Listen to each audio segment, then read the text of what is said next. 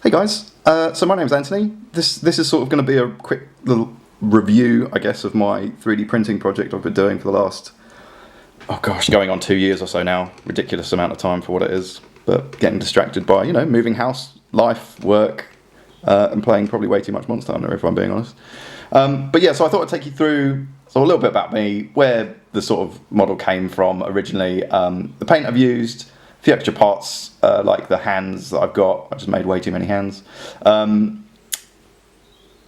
the original sort of 3D print comes, so you can sort of look at what sort of work was involved to make it, and then a sort of quick little transformation really, and then a bit of a comparison with a few of the other Macross toys I've got as a bit of a size thing. So first up, a bit about me. I guess I've been collecting Macross toys for the last, going on 15 years or something stupid. I'm going to pretend this is, I've bought a really expensive automatic pedestal so I can pretend it's rotating while I'm talking.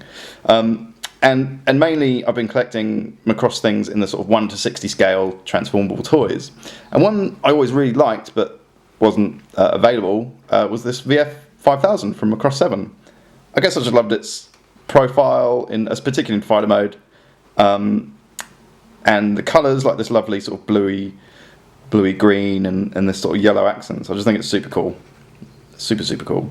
And yeah, I thought, why don't I spend 2 years of my life learning 3D and 3D printing and make one, basically. So I've never really made anything. I think I made a 3D printed wallet, which was literally just a flat bit of plastic, and that took me about a week to model originally, but that was literally all my experience in 3D model making and printing. And then 2 years later, here we are, we've got a semi-transformable robot, basically. So this is actually modelled off the Studio Hi-Fi kit, which I think is more like a 1 to 100 scale kit, and it's actually the sort of VF-5000B version, which all that means is that there's a few different markings, like the panel lines are a bit different. It didn't come with the fastback at all, or the sort of ankle and forearm bits that will be more obvious once I show you in robot mode aren't actually there. They're not as chunky.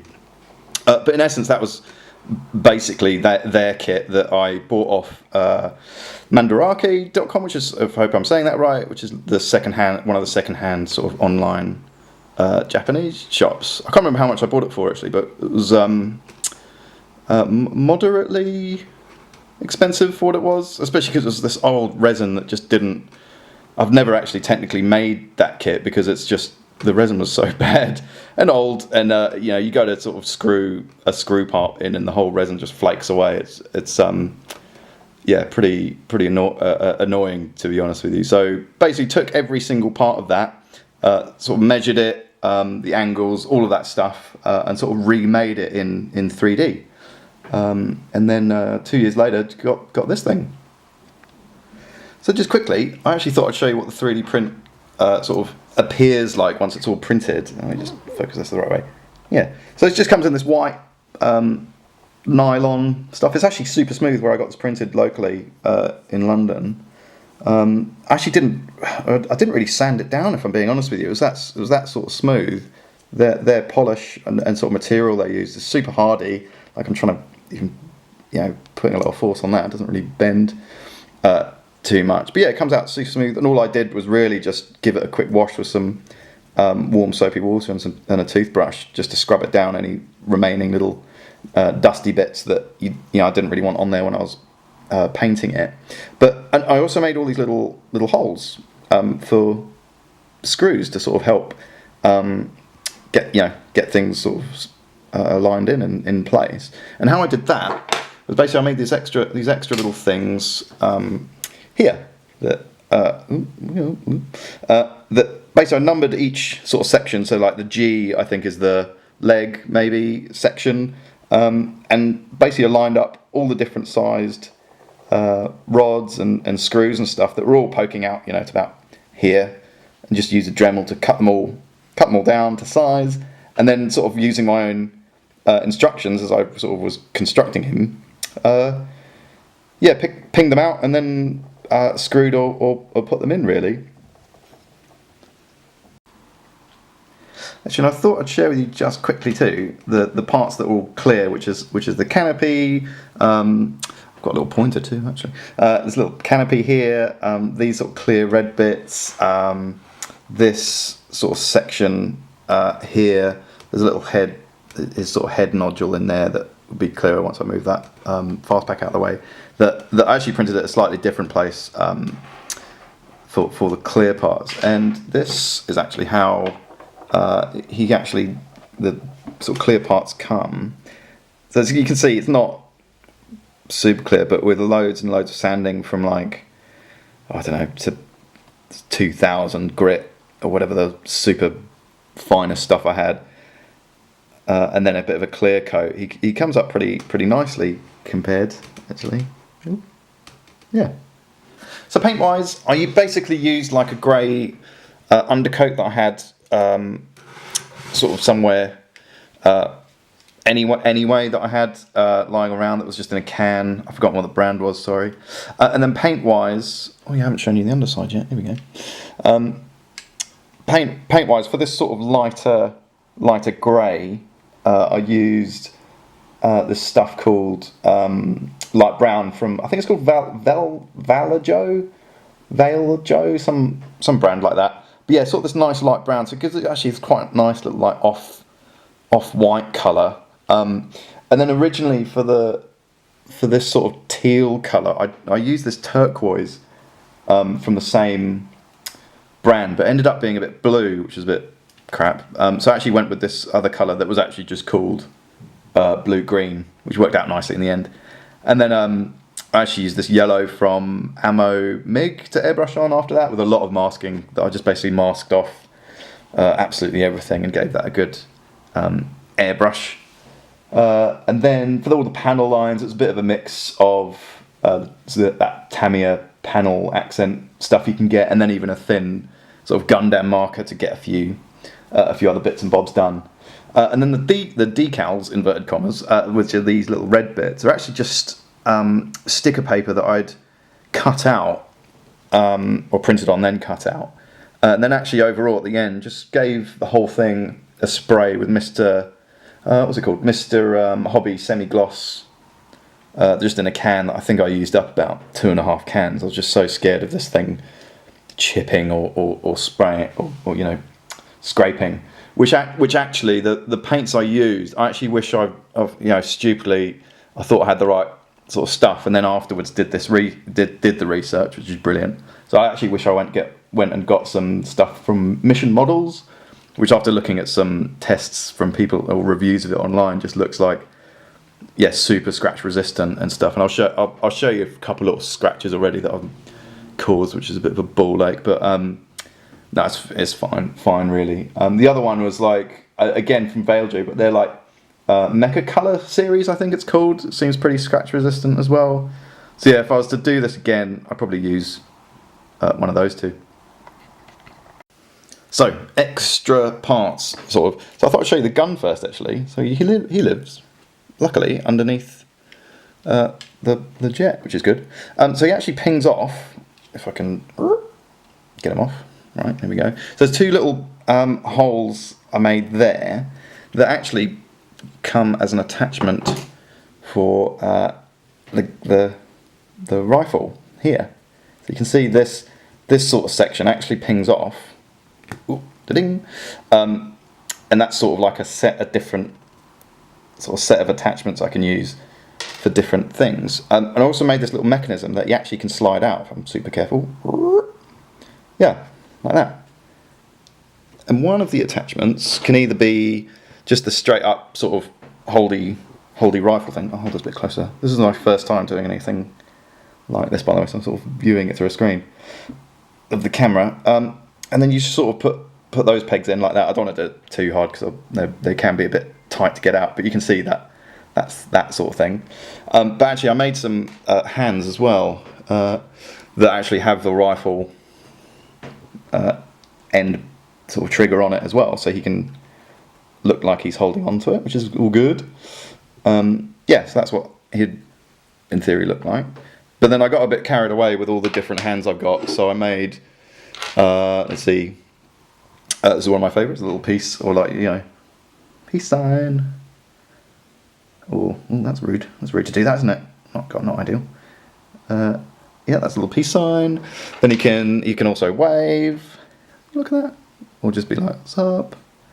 Then just a standard, like, sort of half open hand. Oops, finger pointy hand. Whoop. It's quite fun. Or what's another one? I've got closed fist. Closed fist, which is there, which is all good. But actually, I got some of these Gundam. I've forgotten the scale. They're like called perfect grade. I think it's sort of meant to be a 1 to 60 scale in the sort of Gundam universe. And I actually sort of measured it up so I can make these little sort of wrist plates for it and put that on. I just thought it was cool if I wanted to sort of, you know, actually make some hands that were fully posable. I do have to actually still make that fit the sort of the wrist joint on the model, but I'll get around to that at some point. But I figured I'd just do that for a laugh as well. Right, transformation time, which is a bit intimidating. Full disclosure, this is the first time I'm transforming him since painting him and putting him all together. I did a little trial run with him unpainted, and he seemed to work fine. But I'm pretty sure with an extra layer of paint on, a few things are going to scratch off. But let's not worry about that. That's okay. One thing I do sort of need is actually a screwdriver to sort of help loosen some things up. Not everything, but just a little things to help tighten things up and a few things on the way. So that's an essential tool for him. Right. So first to I guess Gerwalk mode, or Gerwalk, or however you want to say it, really. And again, this is going to be highly entertaining. Trying to do this while looking at it through a screen. Yeah. So first things first. You see these two. Let me do this. This joint here is basically a few little pegs. That's the sort of forearm part there that clips into the leg. So first thing you do is really shiftily unpeg them like that. Then underneath you can actually just sort of really carefully slot that whole section out. Do you see that? Slots out like that, and he swings on down really carefully. Oh my god, I'm so nervous this is going to balls up.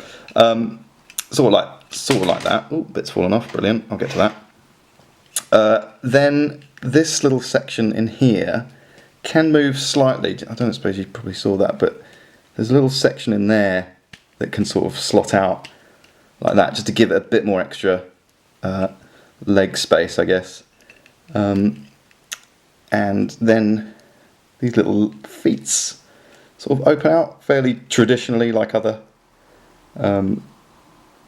Macross toys. And then actually on the back you can see there's a lot of kibbly nonsense, but actually to help bring this up, this whole section sort of comes up and out. Oh gosh, here we go. And this sort of section swings out like that, but then in theory, there's a little sort of extra hinge just on the back there, that if I can just do this while making sure you guys see it, sort of swings up and out a little bit and then slots back in. So actually this whole side section gets covered up. Now the bit that fell out, which is brilliant, is actually covers up the rest of the section, but stupidly it's one of the two pieces I messed up when I was trying to follow my own instructions and drilled the hole a bit too big, so it's a little bit floppy, but that's okay. So in theory that sort of covers that whole section up like that. So yeah, then the exact same on the other leg, and he's sort of halfway there really. Next is the hands, which again a bit tricky to do all this. It's a bit back heavy like that.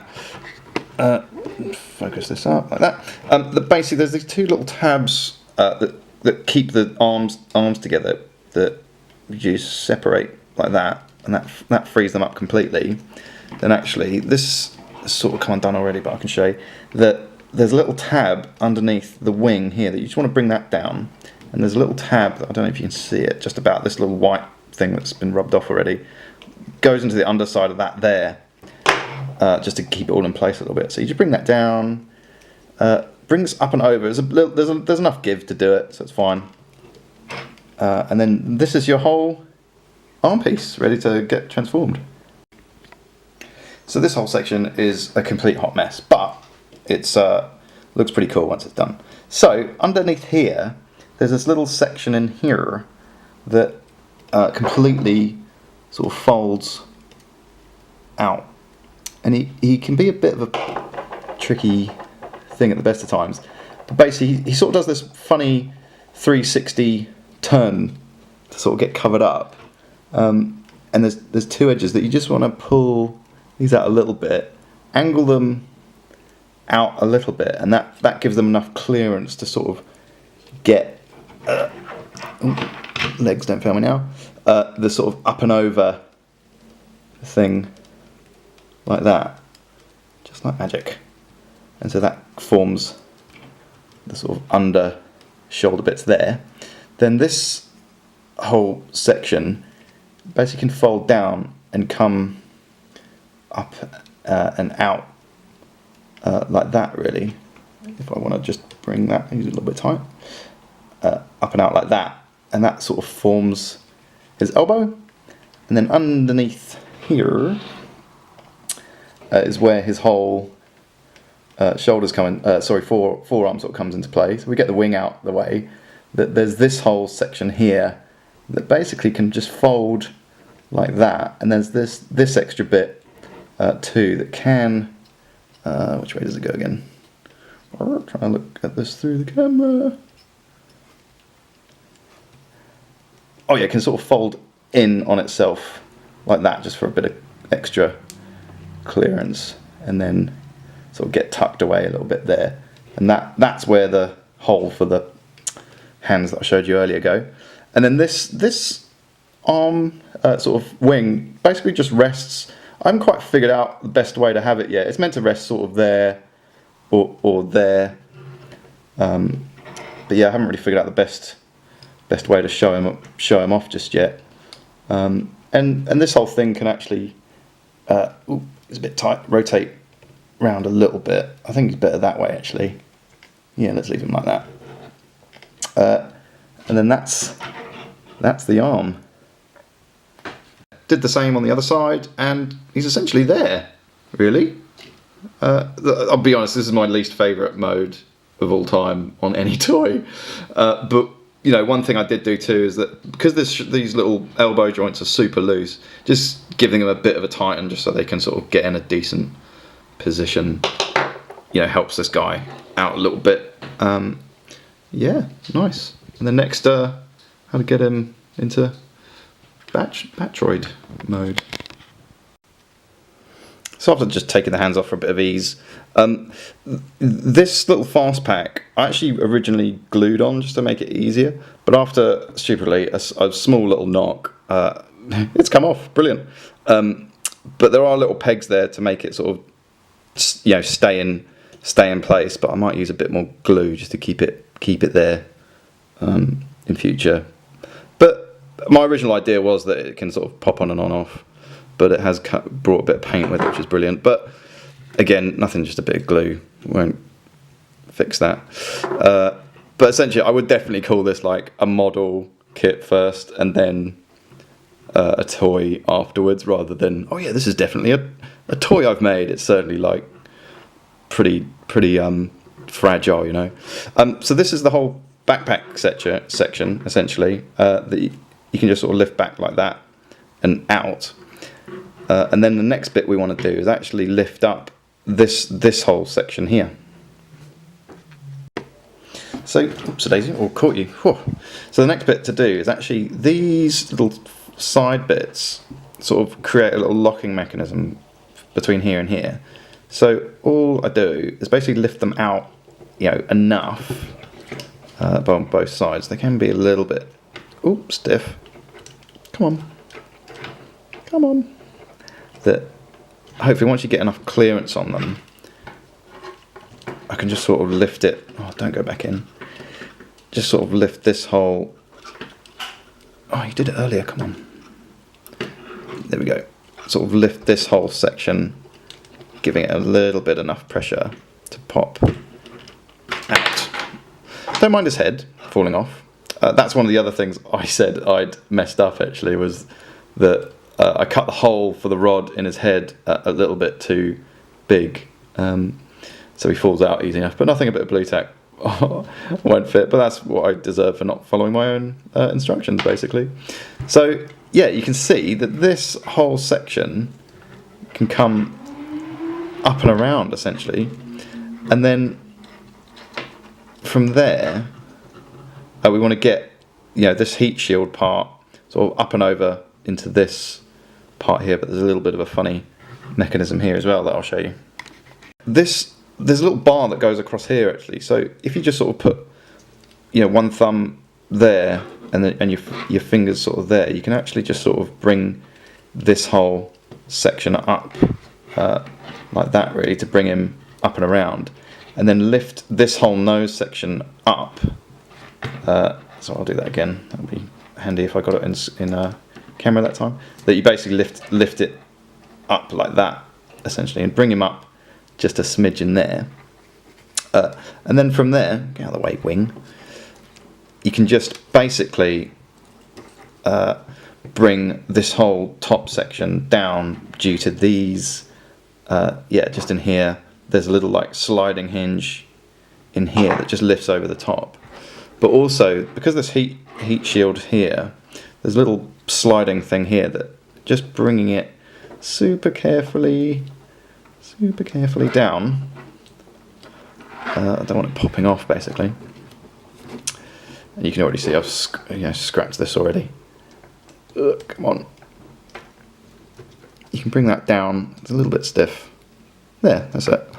To sort of cover everything.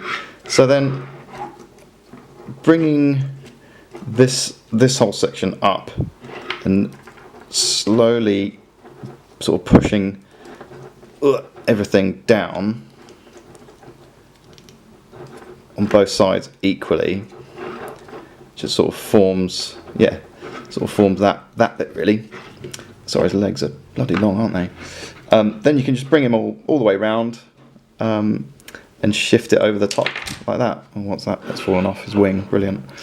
Then from there, we just want to separate these bits a little better. So just pulling back slightly on it, and then just, you know, peeling away slightly. We can actually allow enough room for this head to sort of swivel up and around. That way, yeah, you sort of square. We can sort of square off the top of his shoulders here, essentially. Right, so then the next part is sorting out this little backpack section, and this little vent thing can be a bit tricky sometimes. So what I tend to do is just get in behind it with something and just sort of help bring it out a little bit, sort of like that. So you can just sort of bring it up and over. Then essentially, once there's working out the sort of, there's a few little hinges in the middle here, sorting those out, so that basically all I need to do is sort of swing it down so it sort of meets the level of this shoulder part, and then essentially with a bit of jiggery pokery, get that tab to sort of fit in there, essentially. Go on, get in. It's probably the stiffest bit of the whole lot, to be honest with you. There. It's a little bit like that. Then it's the wings, finally. That really, all I do is just sort of, this wing is sort of in the middle of these two parts here, and I just sort of unscrew this slightly, just a little bit to give it a bit of ease, and then push this in like that, so you can already see a bit of scrapage there. That's okay. And actually, there's a little bit of a lock inside here that the edge of this wing, just that bit there, sort of slots into on the inside of this, so it won't sort of ping back out when it's sort of ready to go. Then basically bringing those in and down like that sort of sorts that out. Then there's this little cute little butt flap here.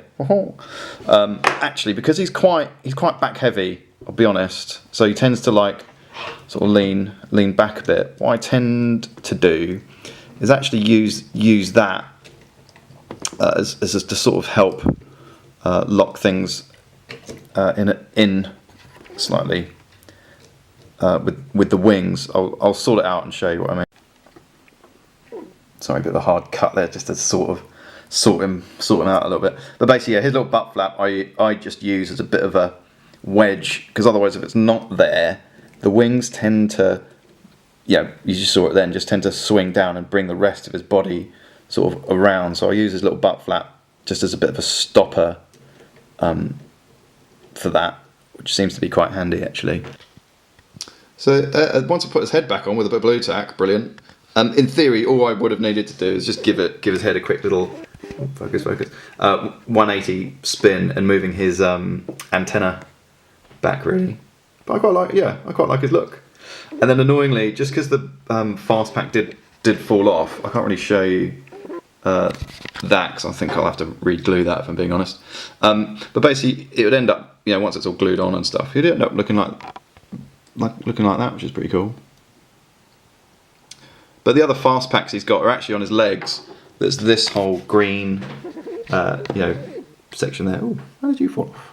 Get you back there. That section, this whole green section can come away. I haven't glued that in, but I'm scared of chipping it. But then it's just all this little light brown behind him, his leg there. And his, the VF-19S, that's a 160 scale. With the VF-5000 next to him, really. I think they look quite nice like that. I mean, the VF-5000 looks a bit smaller, but I think in the series he's actually meant to be fairly closer to the VF-1 size, as the VF-19 is actually quite a large beast of a thing, if I'm being honest. That's that. Look, here's just a comparison between the VF-5000 and the VF-19. But yeah, they look in keeping to me, at least, So yeah, I guess that's a quick, well, not so quick review of my little project I've been doing over the last couple of years. I wanted to do an articulation thing, but just no. He's definitely more of a model than an actual sort of toy that you can play with for certain.